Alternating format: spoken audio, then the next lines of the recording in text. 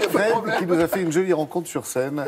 Dans la famille Cassel, je demande. La fille, c'est Cécile Cassel, plus connue sous le nom d'Olysses. On a été, alors là, un petit peu comme d'autosatisfaction, on a été parmi les tout premiers à rencontrer cette jeune fille il y a quelques 5 ans, en 2013, lorsqu'elle a sorti son premier album, My Name Is. Et puis là, c'est son deuxième album, un virage toujours un petit peu délicat, parce que, surtout après un premier album qui a bien marché, est-ce qu'elle a encore des choses à dire? Là, c'est un album qui s'appelle Rather Than Talking, plutôt que de parler, agissons. C'est un album impliqué, c'est un album inspiré, c'est un album aussi de colère, c'est un album militant, un album de femmes en colère qui a écrit cet album aux 4 coins du monde au moment où un certain, tout à fait, où un certain Donald Trump arrivait au pouvoir. Et ça l'a nourri terriblement.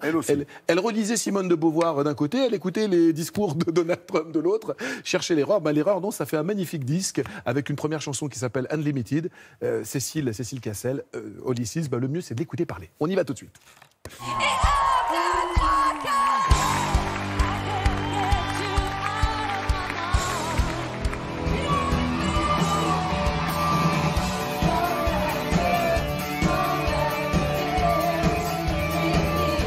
Cécile, on dit souvent que l'instant de vérité, c'est le virage du second album. Oui, on m'avait beaucoup dit ça, que le deuxième, c'est le plus dur, que c'est impossible.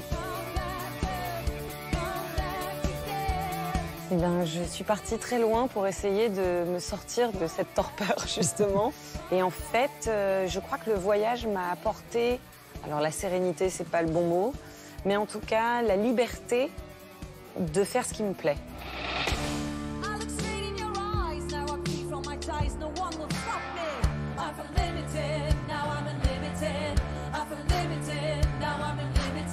Et dans cet album, on vous sent vraiment en colère. Oui. Unlimited particulièrement, je l'ai écrite au moment de l'investiture de Trump. Je venais de passer 1 an aux États-Unis. Et je voyais ces images hallucinantes de vidéos qu'on retrouvait de lui, qui dataient d'il n'y a pas si longtemps, où il avait une manière de parler des femmes et une manière de s'exprimer sur les gens qui me choquait énormément. À ce moment-là, on remettait en question l'avortement dans plusieurs pays en Europe. Je me suis sentie menacée en tant que femme, profondément.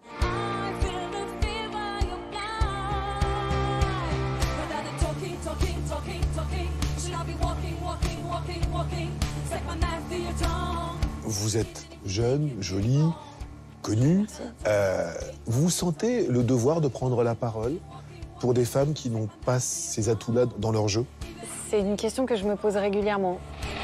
Moi, en tant que citoyenne, en tant que femme, en oubliant l'artiste, j'ouvre ma gueule tout le temps. J'essaye de rassembler les gens autour de moi, de fédérer des valeurs. Je suis toujours la première à descendre dans la rue, à être révoltée. Oui, quand je suis sollicitée, et si ma voix peut servir parce que justement, on l'écoutera peut-être un petit peu plus dans certains médias ou autres, alors oui, autant l'utiliser.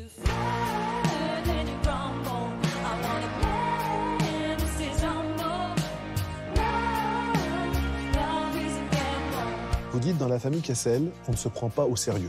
Non, on ne se prend pas au sérieux parce que j'avais un père qui était très très drôle, qui désamorçait toujours tout. Et qui ne se prenait pas au sérieux non plus. Pas du tout, alors qu'il avait cette image de lord anglais et alors que c'était un homme délicieux et à pleurer de rire.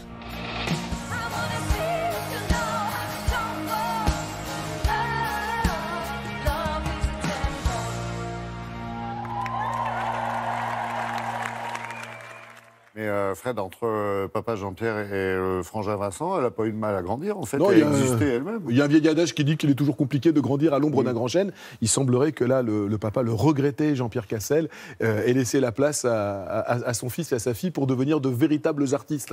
Alors, je l'aime bien en rockeuse, là, mais c'est une bête de scène, en fait, non? Franchement, c'est une vraie bête de scène. Vous savez, ici, on dit toujours la vérité. Quand on n'aime pas, on n'en parle pas. Et quand on aime, on le dit. Franchement, c'était au Transborder de Lyon. Petite salle à Lyon dont il faut vraiment souligner les mérites. Ça permet justement à des artistes en devenir, comme ça, enfin, elle est plus qu'en devenir, oui.